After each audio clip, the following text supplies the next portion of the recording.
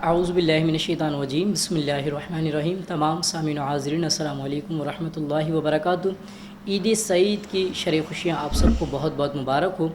عید الفطر کے بعد عید کے ایام یعنی کہ شوال مکرم کے مہینے میں 6 روزے یعنی کہ 6 روزے رکھے جاتے ہیں۔ وہ کس طرح رکھے جائیں گے، ان کی فضیلت کیا ہے، ان کی ترتیب کیا ہے، آئیے سنتے ہیں۔ حدیث مبارکہ کے اندر آتا ہے، حضرت عبداللہ بن عمر رضی اللہ تعالیٰ سے روایت، رسول کریم صلی اللہ تعالیٰ علیہ وآلہ وسلم ارشاد فرماتے ہیں، جس نے رمضان کے روزے رکھے اور پھر 6 دن شوال میں رکھے تو گناہوں سے ایسا نکل گیا جیسے آج ہی ماں کے پیٹ سے پیدا ہوا ہے۔ بلکہ حضرت سیدنا ابو ایوب رضی اللہ تعالیٰ سے روایت، سرکار نامدار صلی اللہ تعالیٰ وسلم کو فرمان مشکبار ہے، جس نے رمضان کے روزے رکھے پھر ان کے بعد 6 شوال میں رکھے تو ایسا ہے جیسے دہر کا یعنی عمر بھر کے لیے روزے رکھے۔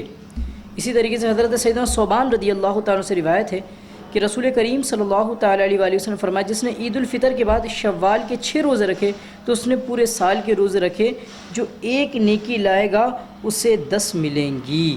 سبحان اللہ، کتنی خوبصورت حدیث مبارکہ ہم نے تینوں سماعت فرمائی کہ جنہوں نے رمضان مبارک کے روزے رکھے ہیں، اب اس کے بعد وہ عید الفطر کے 6 روزے، جس کو ہمارے یہاں کہا جاتا ہے 6 روزے، اگر وہ رکھ لے تو وہ گناہوں سے ایسا ہو جاتا ہے جیسے بالکل پاک بری الذمہ آج ہی ماں کے پیٹ سے جنا ہو۔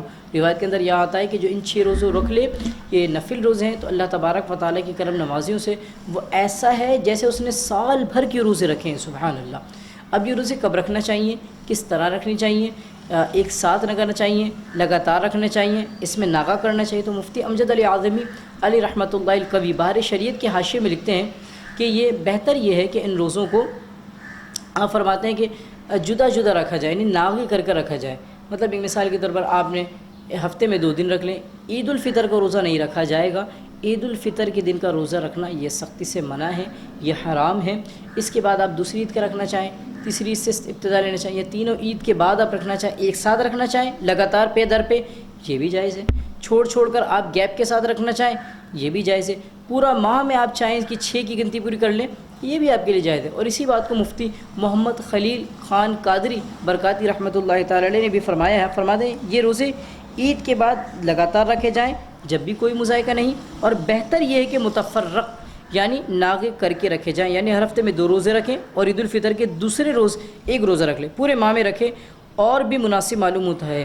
بل الغرض عید الفطر کا دن چھوڑ کر سارے مہینے میں جب چاہیں یہ 6 روزے یعنی کہ 6 روزے آپ رکھ سکتے ہیں، اور ان کی بڑی فضیلت ہے۔ اگر اللہ نے توفیق دی ہے، میں تو کہوں گا کہ عید الفطر یہ 3 عید کے بعد، کیونکہ ظاہر سی بات 3 عید میں آنا جانا ہوتا ہے، دعوتوں کا سلسلہ ہوتا ہے، وہاں پر ظاہر سی بات کھانا پینے کے معاملات ہوتے ہیں، الحمدللہ اللہ کی توفیق سے، اللہ کے فضل سے، تو 3 دن چھوڑ کر پھر آپ جو نا کیونکہ آپ کی روٹین بنی ہوئی ہے، آپ کی عادت بنی ہوئی ہے رمضان مبارک میں روزہ رکھ کر ایام گزارنے کی۔ اب اگر تھوڑا اور مؤخر کریں گے تو پھر سست انسان مزید جو نا مطلب سستی کی جانب چلے جاتا ہے، یا مطلب یہ کہ تھوڑا سا آپ مطلب یہ کہ ڈھیل دیں گے تو مزید وہ جو نا مطلب طوالت اختیار نہ کر لے سستی کی۔ تو لہذا بہتر یہ ہے کہ عادت بھی ہے عید کے دن کو چھوڑ کر یا عید کے 2-3 ایام کو نکالنے کے بعد آپ جلد از جلد لگاتار رکھنا چاہیں، یعنی پے در رکھنا چاہیں جب بھی بالکل ممانعات نہیں ہیں۔ اگر آپ تھوڑا ناغے کر رکھنا چاہتے ہیں، اب ظاہر سی بات آفس ورکنگ کے معاملات ہیں، گرمی کی وجہ سے اگر آپ چاہتے ہیں نہیں بھائی تھوڑا گرمی ہے، میں سنڈے والے دن رکھ لوں گا، سیٹرڈے والے دن رکھ لوں گا، فرائیڈے والے دن رکھ لوں گا، تو جس طرح آپ کو آسانی ہو یہ 6 دن 6 روزے اس کا اگر اس کو مکمل کر لیا جائے۔ اچھا، بعض کہتے ہیں کہ یہ 2 روزے ہوتے ہیں، ایسا نہیں ہے، یہ 6 روزے ہوتے ہیں۔ اچھا، یہ ہیں نفل روزے، کوئی نہیں رکھتا ہے تو گناہ گار نہیں ہوگا، شرعی طور پر کوئی گرفت کوئی پکڑ نہیں ہوگی۔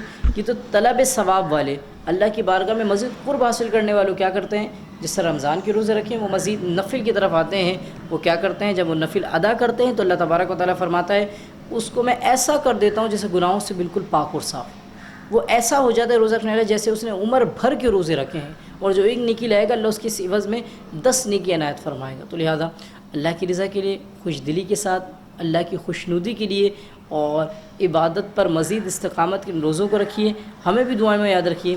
آمین۔ وآخر دعوانا ان الحمد للہ رب العالمین۔